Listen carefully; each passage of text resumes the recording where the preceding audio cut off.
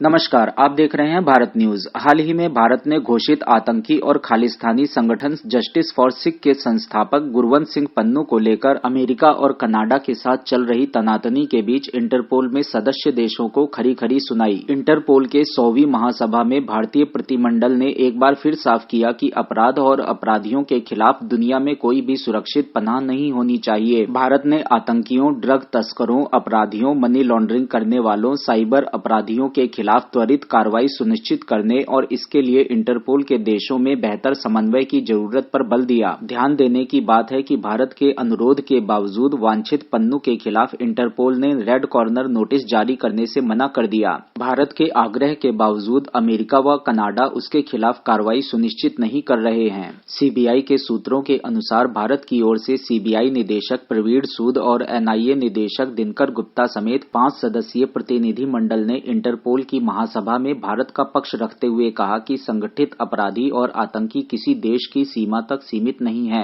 और वे दूसरे देशों में रहकर भी अपराध को अंजाम देते हैं। ऐसे में उनके खिलाफ कार्रवाई सुनिश्चित करने के लिए सभी देशों में बेहतर समन्वय की जरूरत है, ताकि किसी एक देश में वांछित अपराधी लंबे समय तक दूसरे देश में कानून की आड़ में कार्रवाई से बचने में सफल नहीं हो पाए। ध्यान देने की बात है कि पिछले साल अक्टूबर में हुई इंटरपोल की 99वीं आम सभा को संबोधित करते हुए प्रधानमंत्री नरेंद्र मोदी ने आतंकियों और अपराधियों के लिए दुनिया में कहीं सुरक्षित पनाहगाह नहीं होने पर बल दिया था। मालूम हो कि भारत में कई मामलों में वांछित आतंकी पन्नू के खिलाफ रेड कॉर्नर नोटिस जारी करने के लिए इंटरपोल से 2 बार अनुरोध किया जा चुका है, लेकिन इंटरपोल ने पन्नू की गतिविधियों को राजनीतिक बताते हुए रेड कॉर्नर नोटिस जारी करने से मना कर दिया था। इसी तरह से कनाडा और अमेरिका भी पन्नू के भारत विरोधी आतंकी और हिंसक गतिविधियों की जानकारी देने के बावजूद कोई कार्रवाई नहीं कर रहे हैं। यही नहीं, अमेरिका ने पन्नू की हत्या की साजिश में भारतीय एजेंसी की संलिप्तता का आरोप लगाते हुए एक भारतीय को गिरफ्तार भी किया है। वहीं कनाडा भी आतंकी हरदीप सिंह निज्जर की हत्या के लिए भारतीय एजेंसियों को जिम्मेदार ठहरा रहा है।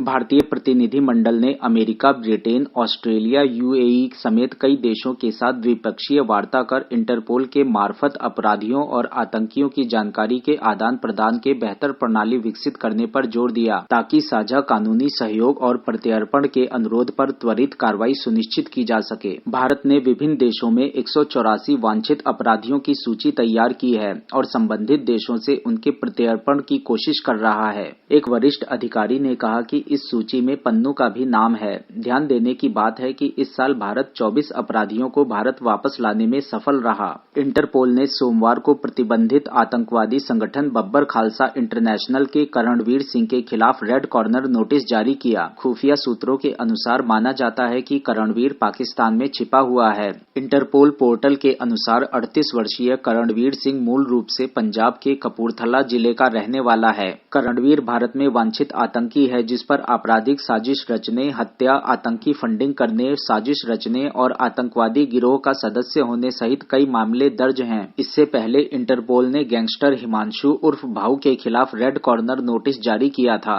कनाडा के प्रधानमंत्री जस्टिन ट्रूडो द्वारा अपने देश में हुई आतंकी निज्जर की हत्या में भारत का हाथ होने के आरोप लगाने के बाद भारत और कनाडा के बीच चल रही तनातनी के मध्य इंटरपोल की ओर से करणवीर के खिलाफ यह कदम उठाया गया है। खालिस्तानी आतंकवादियों को संरक्षण देने की पश्चिमी देशों की राजनीति का क्या मकसद है? क्या ये सभी देश भारत पर अपनी महत्वाकांक्षा के तहत दबाव बनाने के लिए इस मुद्दे का इस्तेमाल करते हैं? भारत सरकार को इस समस्या को जड़ से उखाड़ फेंकने के लिए क्या कदम उठाने चाहिए? अपनी राय हमें कमेंट बॉक्स में बताएं। इस वीडियो को लाइक करें और चैनल को सब्सक्राइब करें।